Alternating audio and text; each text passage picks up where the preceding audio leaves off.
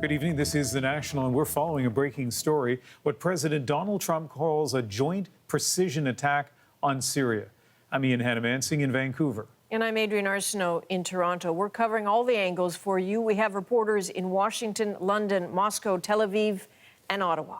Here's what we know right now. The president announcing the strikes in a TV address earlier tonight, and not long after, reports of explosions started to roll in. Military forces from the UK and France taking part as well. The president said the strikes were in response to Syria's chemical weapons capabilities. The Pentagon said that it targeted Syrian research facilities and a chemical weapons storage facility. Russia was not notified of the strikes ahead of time. Moscow has said that tonight's action will have consequences. The president addressing his country and the world at 9 p.m. Eastern tonight, and here's how we learned about what has happened. My fellow Americans, a short time ago, I ordered the United States Armed Forces to launch precision strikes on targets associated with the chemical weapons capabilities of Syrian dictator Bashar al-Assad. A combined operation with the armed forces of France and the United Kingdom is now underway. We thank them both. Tonight, I want to speak with you about why we have taken this action. 1 year ago, Assad launched a savage chemical weapons attack against his own innocent people. The United States responded with 58 missile strikes that destroyed 20% of the Syrian Air Force. Last Saturday, the Assad regime again deployed chemical weapons to slaughter innocent civilians, this time in the town of Douma, near the Syrian capital of Damascus. This massacre was a significant escalation in a pattern of chemical weapons use by that very terrible regime. The evil and the despicable attack left mothers and fathers, infants and children thrashing in pain and gasping for air. These are not the actions of a man. They are crimes of a monster instead. Following the horrors of World War I a century ago, civilized nations joined together to ban chemical warfare. Chemical weapons are uniquely dangerous, not only because they inflict gruesome suffering, but because even small amounts can unleash widespread devastation. The purpose of our actions tonight is to establish a strong deterrent against the production, spread, and use of chemical weapons. Establishing this deterrent is a vital national security interest of the United States. The combined American, British, and French response to these atrocities will integrate all instruments of our national power, military, economic, and diplomatic. We are prepared to sustain this response until the Syrian regime stops its use of prohibited chemical agents. I also have a message tonight for the two governments most responsible for supporting, equipping, and financing the criminal Assad regime. To Iran and to Russia, I ask, what kind of a nation wants to be associated with the mass murder of innocent men, women, and children? The nations of the world can be judged by the friends they keep. No nation can succeed in the long run by promoting rogue states, brutal tyrants, and murderous dictators. In 2013, President Putin and his government promised the world that they would guarantee the elimination of Syria's chemical weapons. Assad's recent attack and today's response are the direct result of Russia's failure to keep that promise. Russia must decide if it will continue down this dark path or if it will join with civilized nations as a force for stability and peace. Hopefully, someday we'll get along with Russia and maybe even Iran, but maybe not. I will say this: the United States has a lot to offer. With the greatest and most powerful economy in the history of the world. In Syria, the United States, with but a small force being used to eliminate what is left of ISIS, is doing what is necessary to protect the American people.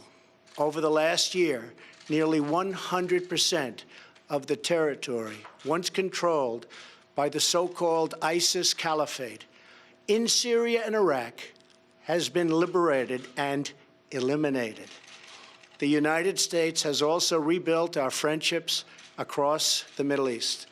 We have asked our partners to take greater responsibility for securing their home region, including contributing large amounts of money for the resources, equipment, and all of the anti-ISIS effort.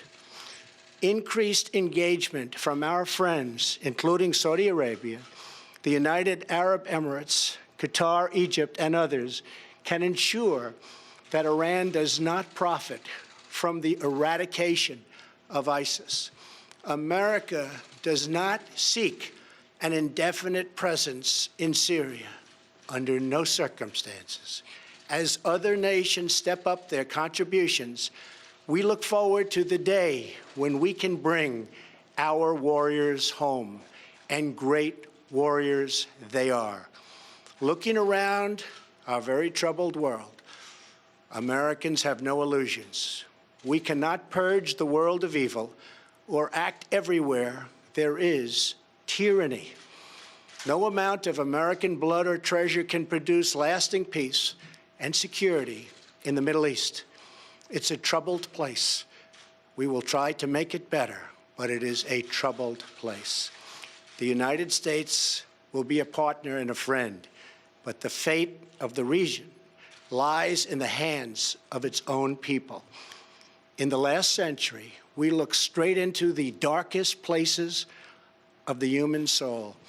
We saw the anguish that can be unleashed and the evil that can take hold. By the end of World War I, more than 1 million people had been killed or injured by chemical weapons. We never want to see that ghastly specter return. So today, the nations of Britain, France, and the United States of America have marshaled their righteous power against barbarism and brutality. Tonight, I ask all Americans to say a prayer for our noble warriors and our allies as they carry out their missions. We pray that God will bring comfort to those suffering in Syria. We pray that God will guide the whole region toward a future of dignity and of peace. And we pray that God will continue to watch over and bless the United States of America. Thank you and good night. Thank you. The president making that speech at 9 o'clock Eastern time, and later we were told as he was speaking, the armed forces of the UK, France, and the United States were conducting the attack. And although the Pentagon will be giving a further briefing, Adrian, on Saturday morning, we have heard from the UK that jets and missiles were involved in that attack. Indeed, Ian, it's so interesting to hear him use the term sustained. I think at 9 o'clock Eastern, that gave the impression that this would go on for quite some time. The Pentagon gave a slightly different message, which was saying that's it for tonight. We know that the airstrikes ended just before dawn in Syria, just before morning prayers. And the message from the Pentagon has been, that is it, unless Syria decides to use chemical weapons again. They've made this point repeatedly, that this is about the chemical weapons. This is not about the killing of the Assad regime of its own citizens. This is in particular about the use of chemical weapons that the nations of the world cannot tolerate. It'll be interesting to see what happens next. We know that the Syrian authorities at the moment are waking up and are gloating, are full of boastful tones.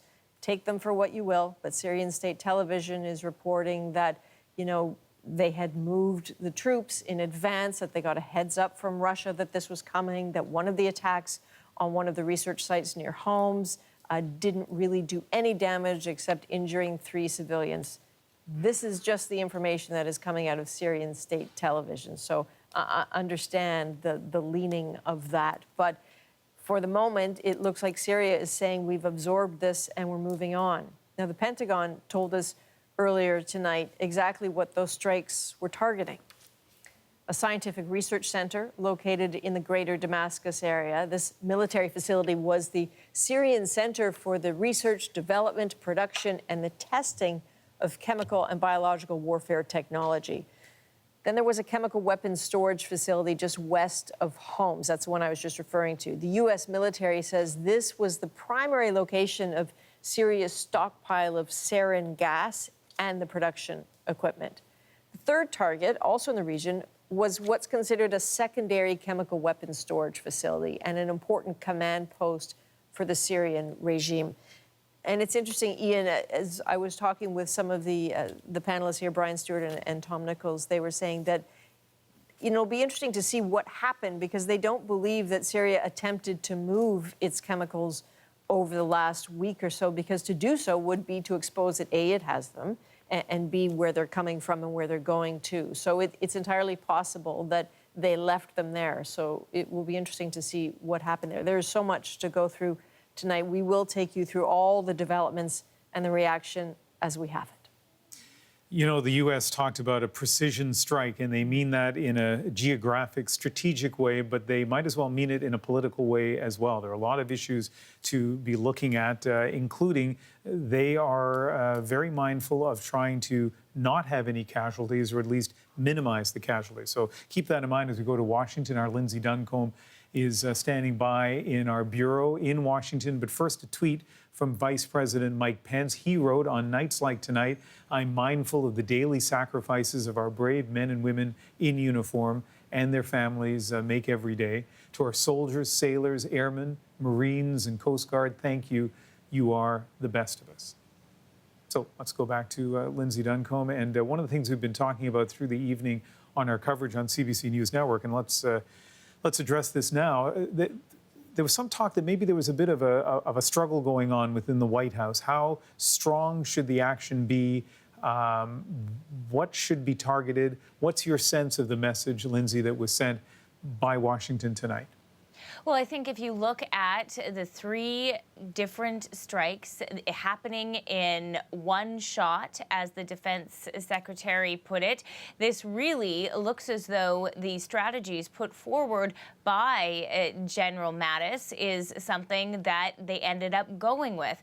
The reports for the last several days were that Donald Trump and his new national security advisor, widely described to be a hawk, John Bolton, were actually looking to do something more to make a stronger strike at the Assad regime and also send a stronger message to the supporters of the regime, Russia and Iran. But dialing back on that was James Mattis. The reason for that is that the great fear when you look at the situation in Syria, particularly with the involvement of Russia, is escalation. And what Mattis reportedly kept saying was, what's the long-term plan here? And that's something that we have heard as a criticism from both Republicans and Democrats when you look at the action that Donald Trump has taken in Syria. This is a president who just 2 weeks ago said that he wanted to bring the troops that are there fighting ISIS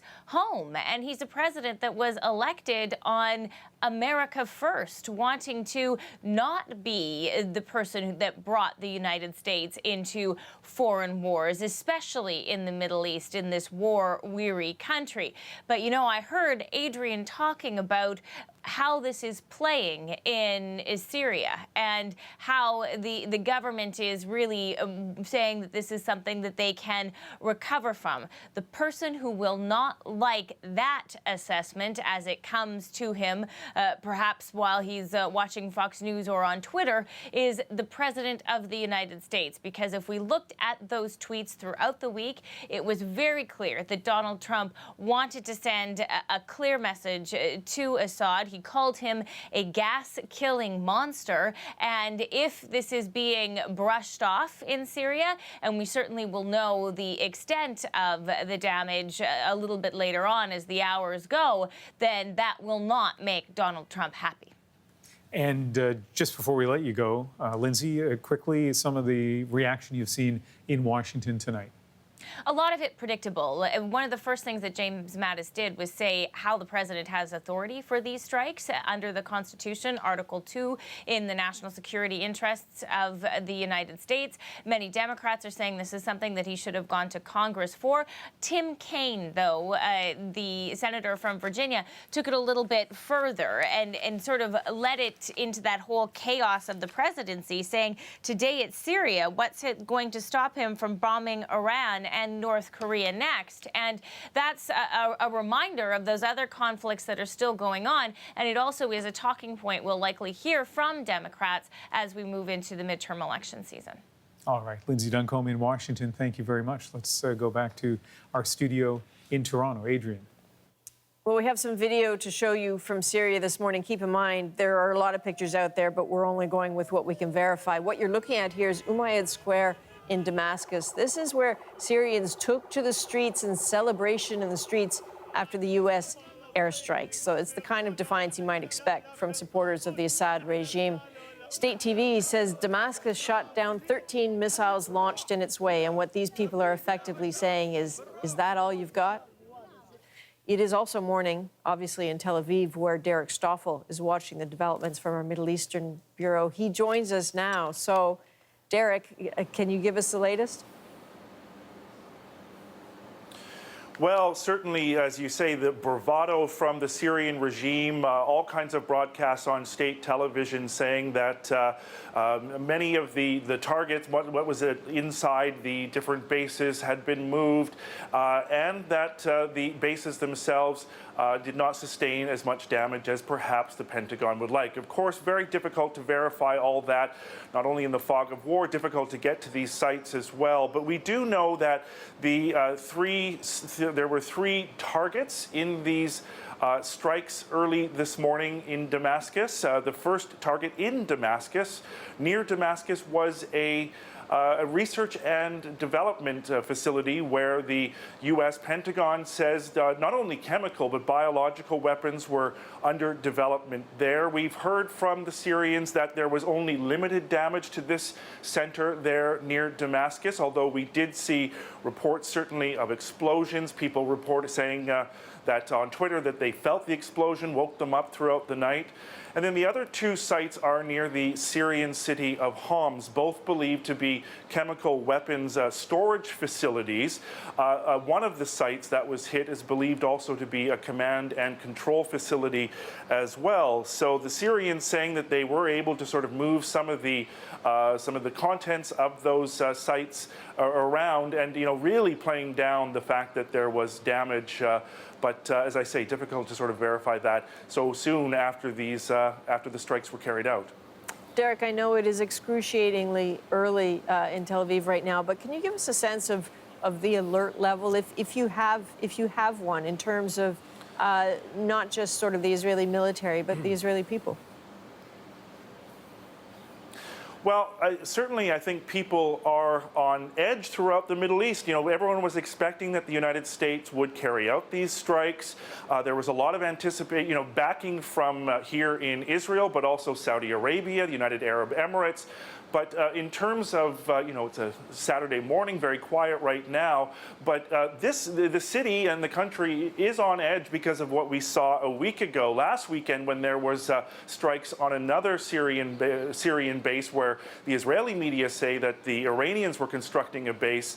It's not been confirmed that that was Israel, but certainly there are some heightened concerns here. And that was just yesterday morning, there were some fighter jets flying right behind me over the beach in Tel Aviv, and it was a practice for a drill for next week. But people were on edge. Lots of phone calls to the police, wondering, are we under attack? So this comes at a very tense time. These strikes that we saw early this morning, and it's going to be a tense couple of days as we wait for reaction as well, Adrian. No, I have no doubt Israel will be watching. Its border with Syria, its border to the north with Lebanon. This could be sort of a tense, as you say, a tense couple of days ahead.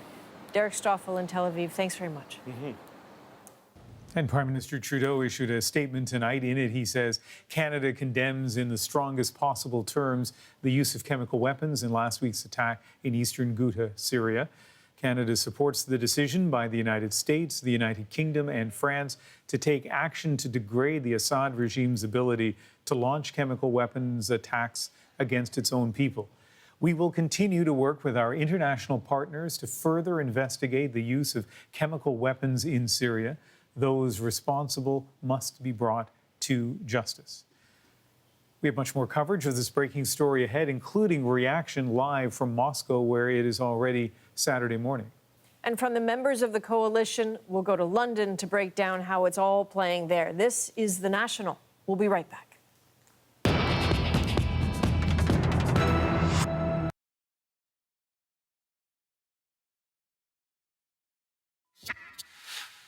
Welcome back. Our coverage of this breaking story, the U.S., U.K. and France strike on Syria, is continuing.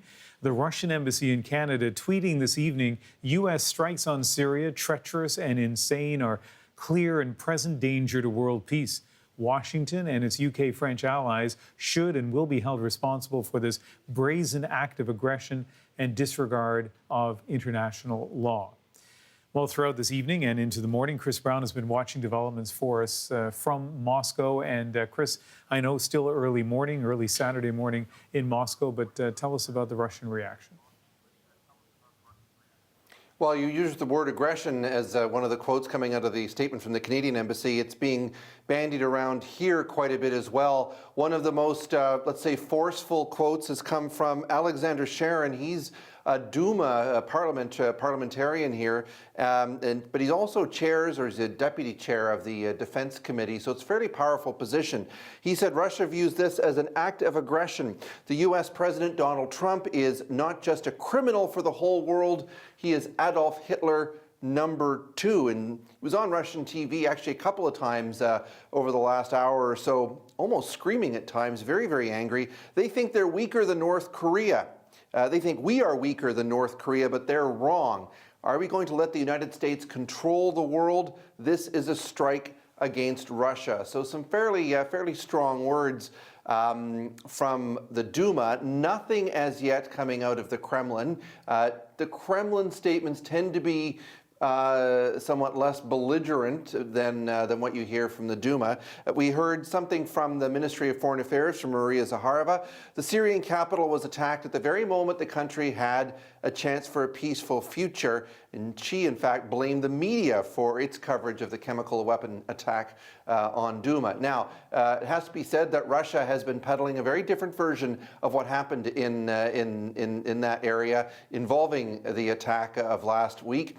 Russia claims there was, in fact, no evidence that any chemical weapons, no chlorine was ever used. The Ministry of Defense had a news conference yesterday where one of their top generals, Igor Konashenko, said that, in fact, that it was all staged, that the British, in fact, set it up. They had human rights workers, aid workers, people kind of rush in with cameras, creating a fuss, but really there was no evidence. So that's Russia's line, and they're sticking to it on this morning.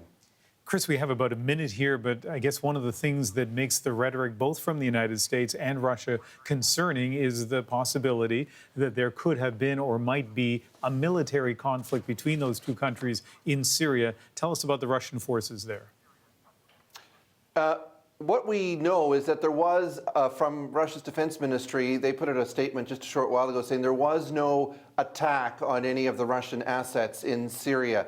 And we also know from the U.S. Defense Secretary that there was conversation, which has been fairly standard for the last number of years now, between the Russians and the Americans over where their jets were going to be. So in some ways, that is a good sign. On the other hand, we also know that Russia's tendency is to reciprocate. We've seen it happen, over the last few months involving the Skripal case. We've seen it happen involving the sanctions, and no doubt there will be some kind of measures taken. Exactly what that is, on Russian TV, strangely, they don't ask that question. I have not heard that. There's lots of discussions about what the Americans did. No discussion here about what the possible Russian response might be. Ian. Chris Brown in Moscow this morning.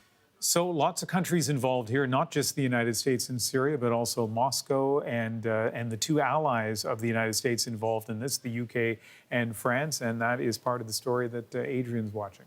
Indeed, Ian, so many people asking of those countries, what now? Now that the strikes are done, what happens? We heard there was a statement from the White House late tonight that sustained, which is the word President Trump used to describe these airstrikes, doesn't necessarily mean, persistent airstrikes over hours and days. And indeed, it was only lasting for about an hour and a half. But it might mean further military action. It might mean diplomatic action. It might mean more political action. So the White House suggesting that just because the airstrikes are over, that doesn't mean the effort is over. So that leads to the question, what will the Brits and the French do? Well, British Prime Minister Theresa May spoke this evening. She outlined Britain's reasons for striking Syria. This evening, I have authorised British armed forces to conduct coordinated and targeted strikes to degrade the Syrian regime's chemical weapons capability and deter their use. We are acting together with our American and French allies. In Douma last Saturday, a chemical weapons attack killed up to 75 people, including young children, in circumstances of pure horror. The fact of this attack should surprise no one. The Syrian regime has a history of using chemical weapons against its own people in the most cruel and abhorrent way. And a significant body of information, including intelligence, indicates the Syrian regime is responsible for this latest attack. This persistent pattern of behaviour must be stopped. A very measured Theresa May. The French president is also tweeting tonight. Emmanuel Macron putting this out, what appears to be the government's war room in France this evening. There is much more breaking coverage ahead. This is The National.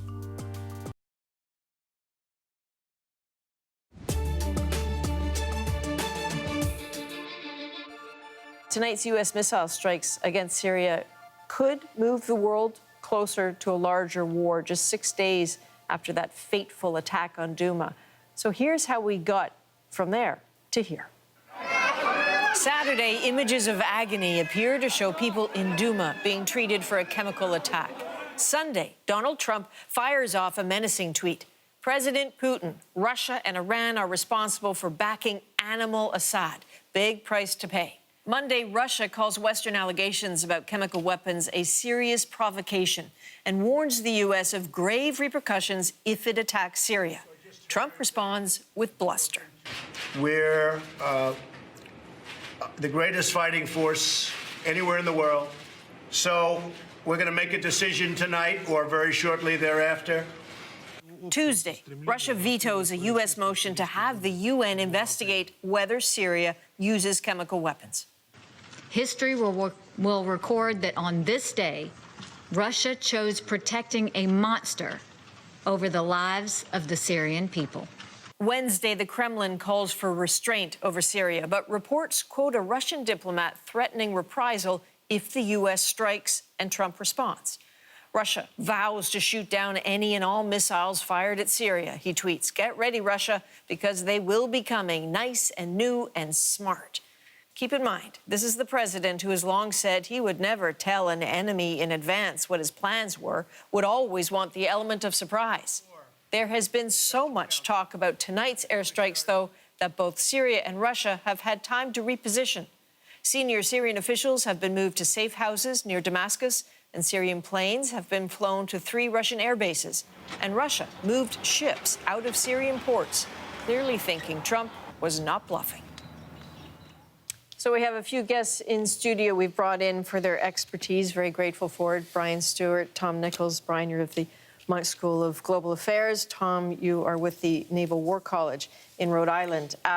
As we've been listening to this, I'm wondering, as you know, as daylight has arrived, what are the searing questions that you have right now, Tom?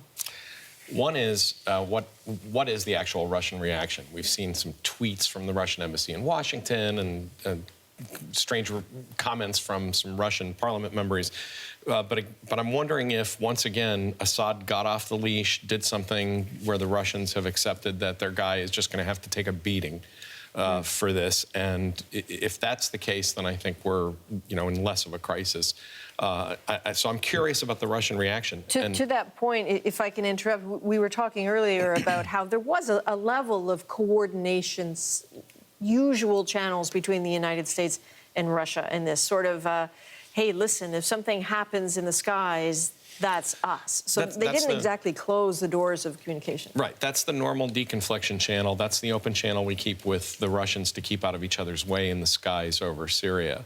The other is whether this is really another case of a one and done, like it was a year ago. Because if that's the case, then the Syrians will kind of take their beating and move on, and we'll go back to where we were a month ago. So I'm sort of curious, because the president said sustained.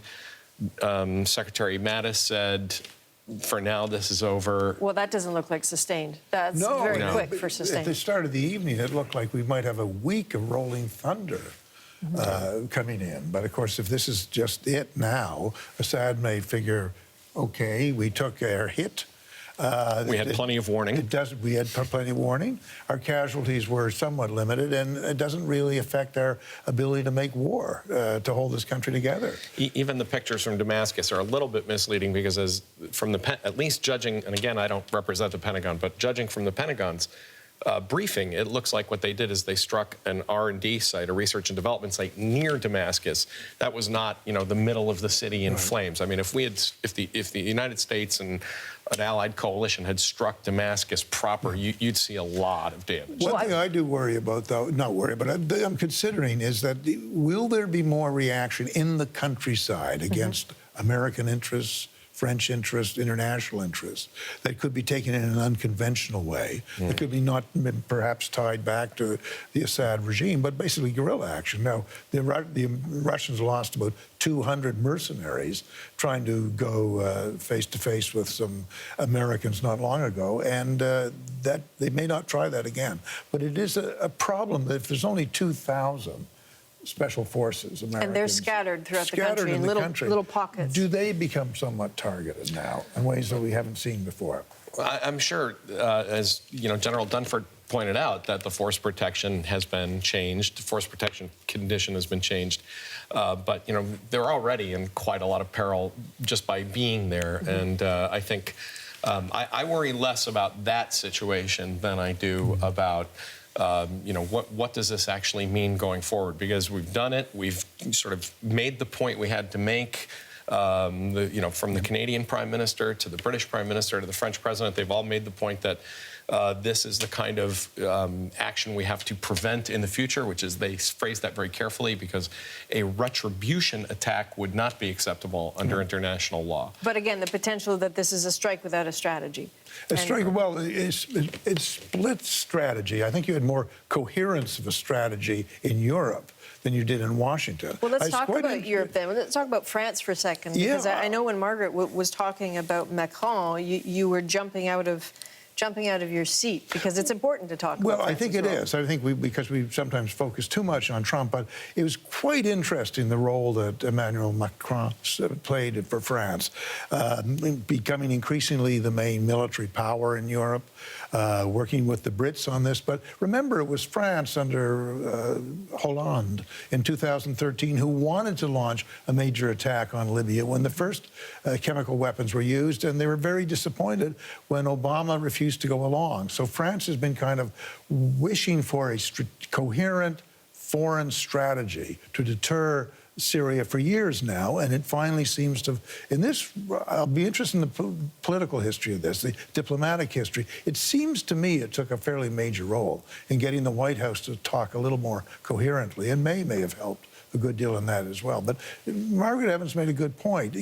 Countries are uniting behind this because I think they're scared to death of where this is going to lead if chemical weapons spread from one crisis to another crisis to another conflict.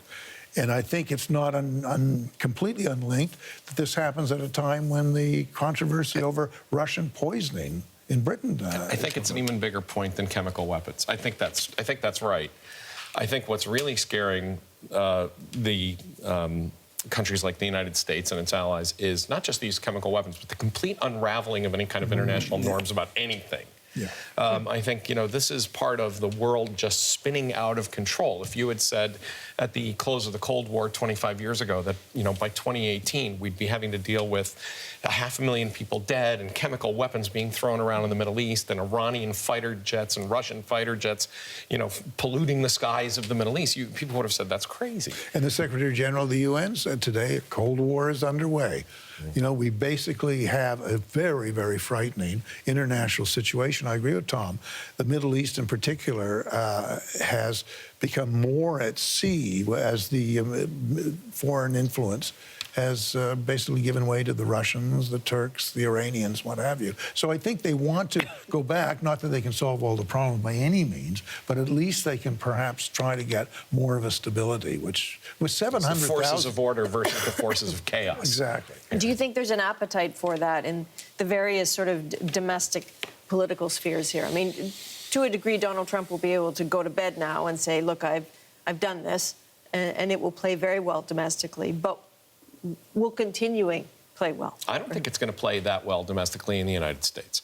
Why not? Because Donald Trump's opponents, I think you're going to see a group of people like myself, I've been following the reaction tonight on social media from people like Ambassador Mike McFaul, people that are not usually, that are in no way pro-Trump. Obama administration officials are saying, okay, this is a good idea. We don't like Donald Trump, but this is a good idea. But none of those people are really going to change their mind now and say, Donald Trump's not such a bad president.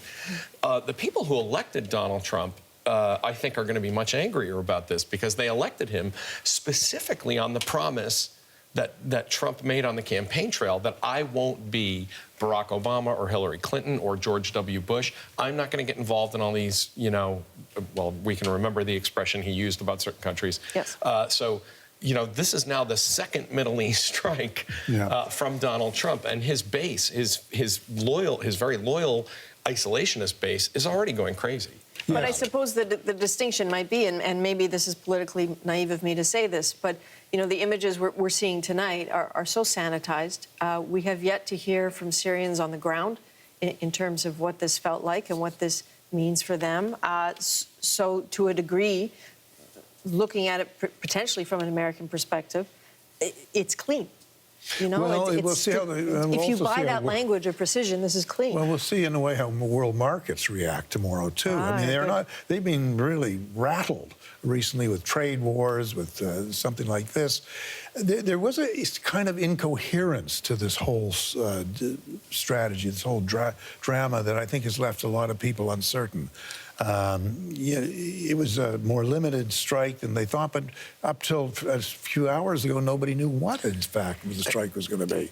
And what's the reaction going to be? Because all conflicts have unintended consequences, all of them. Do you buy some of the arguments earlier that this was wag the dog, that this was, the president trying to distract from some other issues? It certainly looked like that wasn't the case tonight. I mean, he changed his plans on Peru. This was heavily scripted. It was right on message with the UK and France. No, and I think people really need to be careful about throwing around the wag the dog scenario, because to believe in the wag the dog scenario, you have to believe that everybody else in the United States government, from the Secretary of Defense to the head of CENTCOM to all these generals, all of these people who have taken an oath to the Constitution are complicit and saying, yes, we're going to help the president out by starting a war over nothing. I think, if anything, the president's domestic troubles may well have delayed action on this, because there is so much chaos inside the Beltway right now, inside the White House, that this may have actually, I think the strike was somewhat less effective because there was too much time from the initial offense to the actual launching of a strike. I think the only good, and I think I agree with Brian and most of the critics about, there's not much of a strategy here.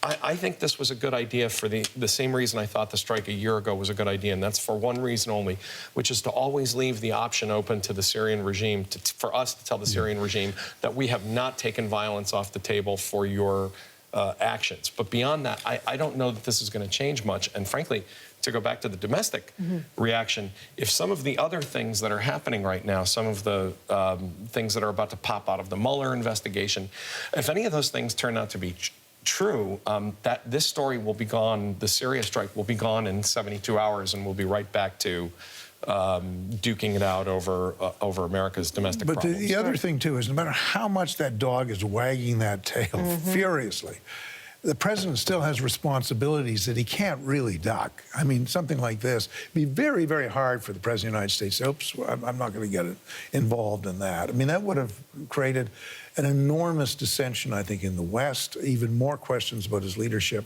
So the dog can wag its tail, but I think he would have, regardless, have had to react to something like this. If anything, it's probably, and I think, again, to go with a wag the dog conspiracy theory, you'd have to believe that Theresa May and Emmanuel Macron are in on it too. And if anything, I think the French, just as in Libya in 2011, the French were actually pulling us along, pulling the United States along, rather than us calling them up and saying, hey, the president needs a win. Can you come along with us? I think it was the other way around. I think we're going to see Macron really emerge here as a major player in this whole drama. Okay, well, we'll be watching for that. Brian Stewart, Tom Nichols, again, thank you, gentlemen. Appreciate it very much.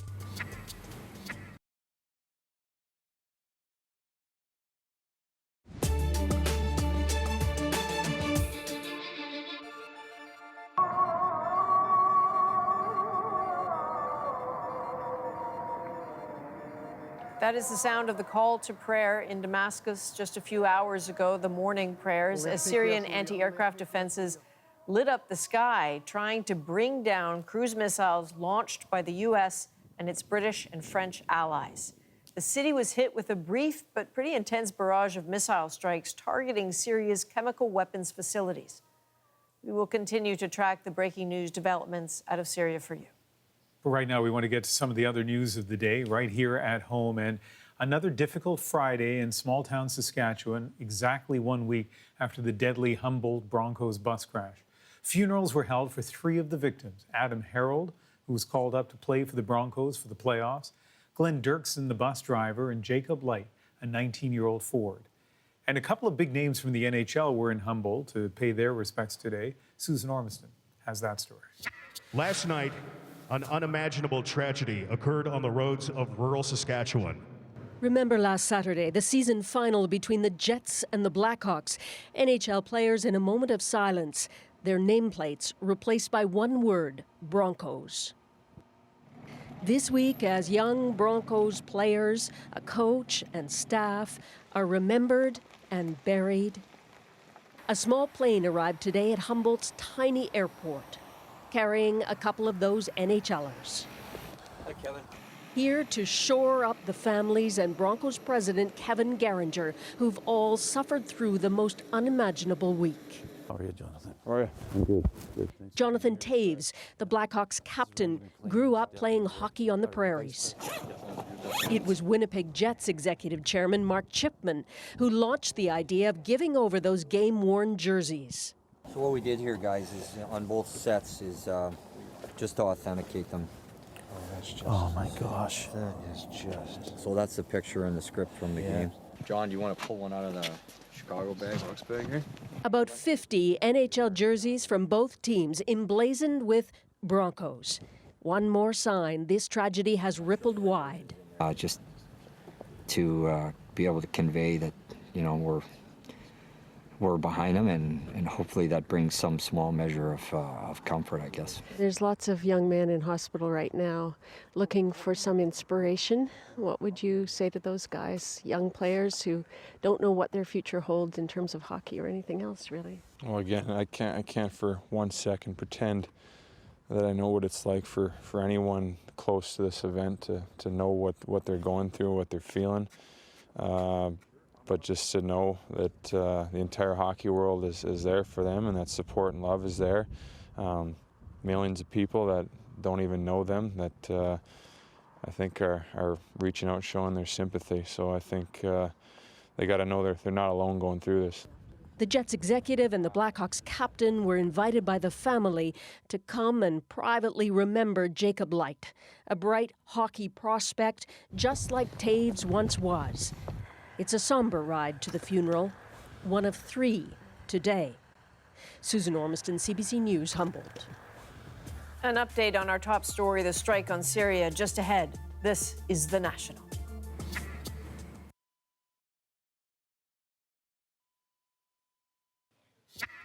Stop bombing Syria! Stop bombing Syria! Stop bombing Syria! Stop bombing Syria! A small but determined crowd outside the White House earlier tonight, angry about U.S. President Donald Trump's military action against Syria.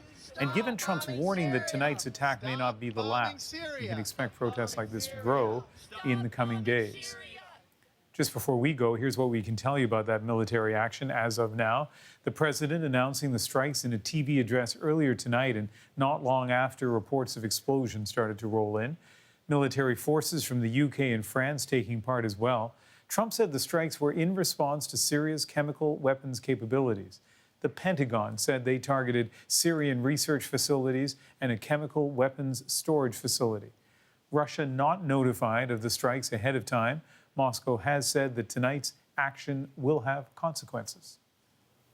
And Ian, you know, tonight's action is interesting. It's the reaction that will also be important to follow. What's Russia going to do? What's Iran going to do? Certainly what's Syria going to do? And in all this, let's spare a thought for the people of Syria. More than 500,000 of them have been killed in the last few years. You know, millions are fleeing for their lives. There are so many who are injured and terrified tonight. And it will be important to hear from them in the next few days if we can. There has been so much that's happened in the last few hours, so many things we're still watching for, and we'll continue to have developments on this story. Online, cbcnews.ca, on radio, and of course here on CBC Television. That's The National. Good night. Good night.